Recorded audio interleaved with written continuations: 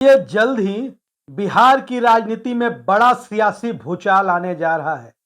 जी हां, बड़ा सियासी राजनीतिक तूफान बिहार में आने जा रहा है लोकसभा चुनाव के ठीक पहले, जो भारतीय जनता पार्टी के साथ-साथ उनके सहयोगियों की नींद तो हराम करेगा ही, बिहार में जो उनका सियासी गणित है, राजनीतिक गणित है आने वाले लोकसभा चुनाव का, वो भी बिगड़ेगा।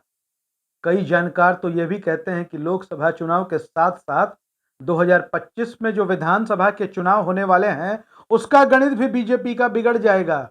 ऐसा बड़ा काम बिहार की नीतीश कुमार और तेजस्वी यादव की सरकार करने जा रही है। वो कौन-सा काम है, जिसका इंतजार सभी को है और जब उसके नतीजे सामने आएंगे, नतीजे सामने आने वाले हैं, काम हो चुका है, अंदाजा आप लगा लीजिए, अंदाजा आपने लगा भी लिया होगा। ठीक समझा आपने, हम बात कर रहे हैं जातिगत जनगणना की। जातिगत जनगणना जो बिहार ही नहीं देश की सियासत का बड़ा मुद्दा बन चुका है, जिसकी शुरुआत बिहार ने करी और बिहार के बाद आज पूरे देश में इस बात की चर्चा तो कम से कम शुरू हो गई है, मांग शुरू हो गई है कि जातिगत जनगणना तो होना ही चाहिए। जातियों से जुड़े सर्वे तो सामने आने ही चाहिए।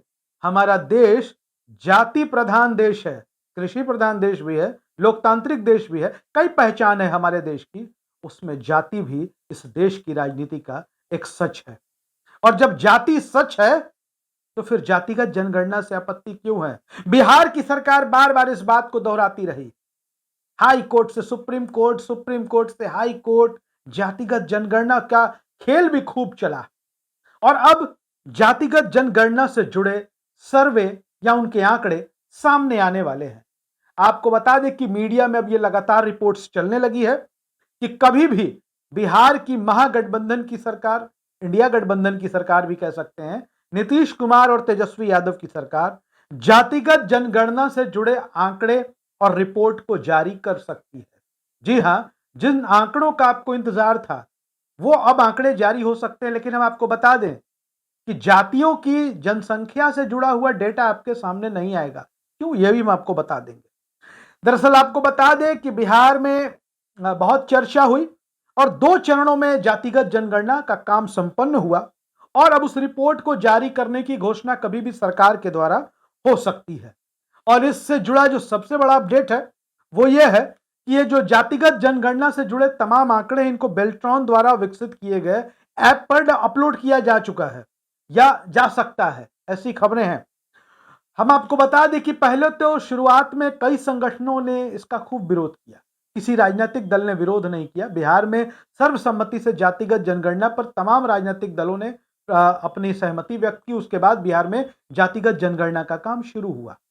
और अब हम आपको बता दें कि कई सामाजिक या जातीय संगठनों ने इसका विरोध किया कि हम ये नहीं लिख पाएंगे, हम वो नहीं लिख पाएंगे, लेकिन लोगों ने बढ़-चढ़ कर इसमें हिस्सा लिया।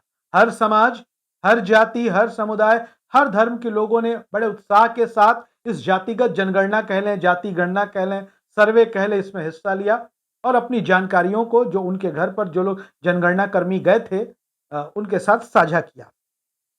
खैर, हम आपको बता दें कि इस जातिगत जनगणना के आंकड़ों के सार्वजनिक होने से क्या फ़र्क पड़ेगा, क्या नहीं पड़ेगा, राजनीति पर क्या असर पड़ेगा, ये तो बात की बात है, लेकिन हमने आपको पहले ही बताया था कि जाति से जुड़े जो डेटा है उनको सरकार सार्वजनिक नहीं करेगी, क्योंकि सुप्रीम कोर्ट में पहले ही सरकार, बिहार की सरकार ये हलफनामा दे चुकी है कि हम किसी भी डेटा को जो है सार्वजनिक नहीं करेंगे।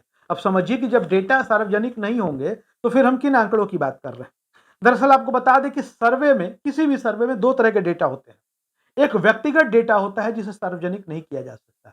आपसे यह सर्वे ज़रूर कराया गया होगा, आपके परिवार में कितने सदस्य हैं, सबका नाम, बहुत सारी चीज़ें आपसे पूछे गए होंगे, लेकिन इन सबको सार्वजनिक नहीं किया जाएगा। और दूसरा होता है आंकड़ों का विश्लेषण, जिसे ब्रेकअप डेटा कहा जाता है। जो आंकड़ों का विश्लेषण होता है, वो विश्लेषण आपके सामने रखे जाएंगे, उनको सार्वजनिक किया जाएगा। दरअसल आपको बता दें कि 26 बिंदुओं पर लोगों की स्थिति परिस्थिति का आकलन सरकार ने इस गणना के माध्यम से किया था। और उसके बाद आपको बता दें कि जैसे कितने लोग कुशल मजदूर है, अकुशल मजदूर हैं, कितने लोगों के पास रोजगार है, काम है, इसके अलावा खेती लायक भूमि कितनी है आपके पास, बिहार से बाहर कितने आपके घर के लोग रहते हैं, जिले से बाहर, शहर से बाहर आपके परिवार के कितने लोग रहते हैं, इन तमाम आंकड़ों की जानकारी आपसे जनगणना कर्मियों ने मांगी होगी। और उसके साथ ही लैंगिक अनुपात और जोत भूमि की उपलब्धता, बहुत सारी बातें आपके सामने कही गई होंगी और आपको इंतजार इन आंकड़ों का होगा कि भाई किस जाति की कितनी संख्या है। लेकिन जो खबर हमारे पास है, सरकार सबसे पहले जिन आंकड़ों को सार्वजनिक करेगी, उसमें तमाम जातियों में शिक्षा की जो स्थिति है, साक्षरता का दर, साक्षरता की स्थिति, उसके बारे में बताया जाएगा। रोजगार की स्थिति क्या है, उनके बारे में बताया जाएगा। आय की स्थिति उनकी क्या है, उसके बारे में सार्वजनिक किया जाएगा। अब आप समझिए कि यह दावा किया जा रहा है कि सरकार इन आंकड़ों के आधार पर ही अलग-अलग जातीय समूहों के लिए आने वाले वक्त में विकास की योजनाएं, ब्लूप्रिंट, रोड मैप जो भी कह लें, वो तैयार करेगी और इसके साथ ही जो समूह है, अलग-अलग जातियों में बटा जो बिहार का समूह है, उनके विकास के लिए सरकार काम करेगी। और राजनीतिक तौर पर इस फैसले का बड़ा महत्व है। वो भारतीय जनता पार्टी से भला अच्छा कौन जानता है। जिस तरीके से सामाजिक न्याय की जो चैंपियन पार्टियां हैं, आरजेडी, जेडीयू, उन लोगों ने जातिगत जनगणना के मसले पर खूब आगे आकर इसकी वकालत की, वो किसी से छिपा हुआ नहीं है और ये इसी वजह से था क्योंकि इनको पता है कि जातिगत जनगणना के आंकड़े जब आएंगे, उनसे जुड़ी जब रिपोर्ट सामने आएगी, तो राजनीतिक लाभ तो इन्हीं दलों को होना है। हालांकि जनसंख्या किस जाति की कितनी है, ये रिपोर्ट भले ही सार्वजनिक हो ना हो, सरकार को तो इस बात का पता चल ही जाएगा। फिर सरकार क्या करेगी, इसके बारे में हमें आपको बताने की जरूरत तो है नहीं। नीतीश कुमार और तेजस्वी यादव, एक राजनीति के माहिर धुरंधर योद्धा, दूसरे नए नवेले योद्धा तेजस्वी यादव। हालांकि तेजस्वी यादव बिहार के सबसे बड़े राजनीतिक घराने से आते हैं, लालू प्रसाद यादव के पुत्र हैं और ये लोग जातिगत जनगणना के आंकड़ों के सामने आने के बाद इनका अगला राजनीतिक कदम क्या होगा, इसका आकलन आप खुद ही कर सकते हैं। ये राजनीति है, यहाँ सब कुछ संभव है तो सब कुछ होता है। धन्यवाद।